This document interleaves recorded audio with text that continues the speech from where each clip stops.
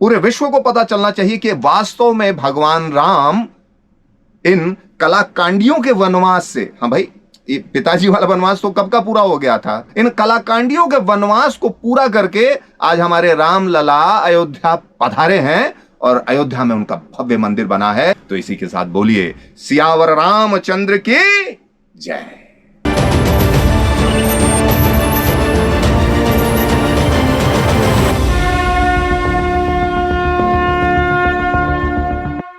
जय श्री राम।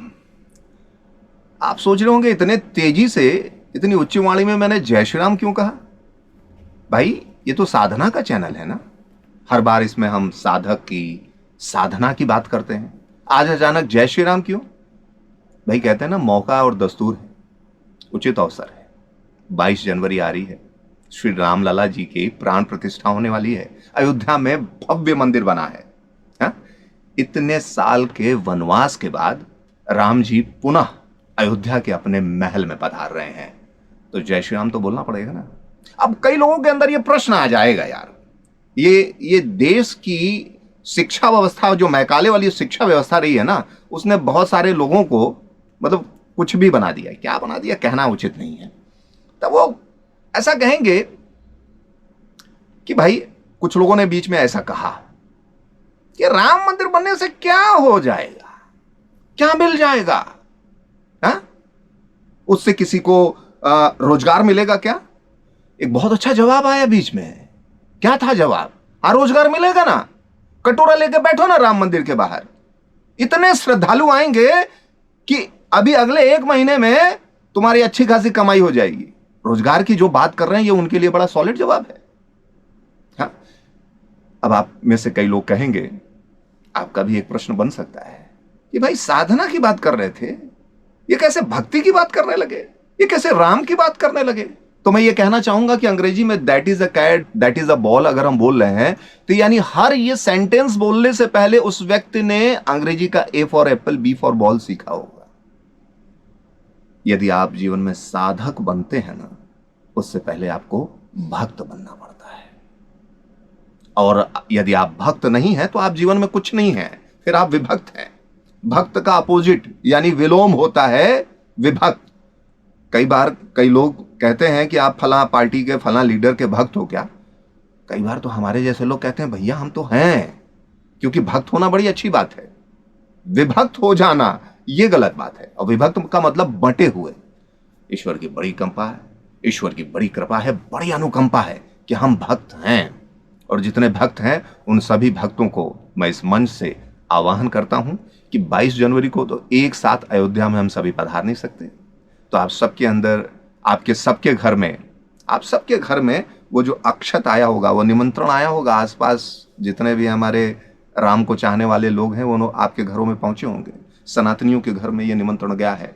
तो 22 जनवरी को क्या करना है ये सबको पता है। नहीं पता है तो चलिए इस मंच से मैं आपको फिर से एक बार अवगत कराए देता हूं कि अपने घरों में लगाइएगा भगवा ध्वज, जलाइएगा कम से कम 5 द्वीप, मनाइएगा उत्सव, एक दूसरे को जय श्री राम कहिएगा, क्योंकि भारत के लिए यह दिन स्वर्णिम अक्षरों में होना चाहिए। पूरे विश्व को पता चलना चाहिए कि वास्तव में भगवान राम इन कलाकांडियों के वनवास से, हाँ भाई, ये पिताजी वाला वनवास तो कब का पूरा हो गया था, इन कलाकांडियों के वनवास को पूरा करके आज हमारे राम लला अयोध्या पधारे हैं और अयोध्या में उनका भव्य मंदिर बना है। पूरे विश्व की मीडिया ये गुणगान करना चाहिए।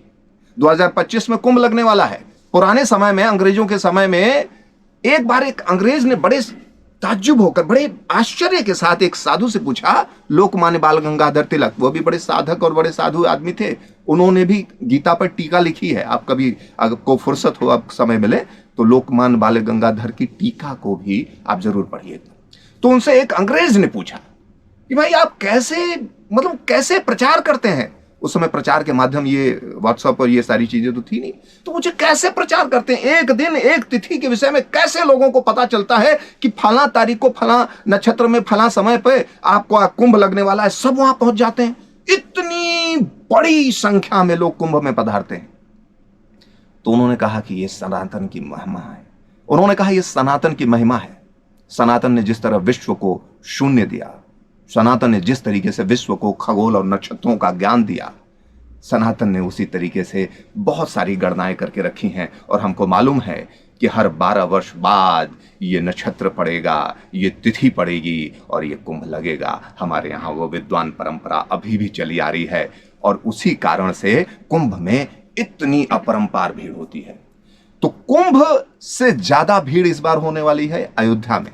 तो आपसे करजोड़ निमंत्रण है। हालांकि ये बात हमारे प्रधानमंत्री नरेंद्र भाई जी ने भी कह दिया है कि भाई सब लोग अभी मत पधारें, अभी बस रामलला की प्राण प्रतिष्ठा हो जाने दीजिए।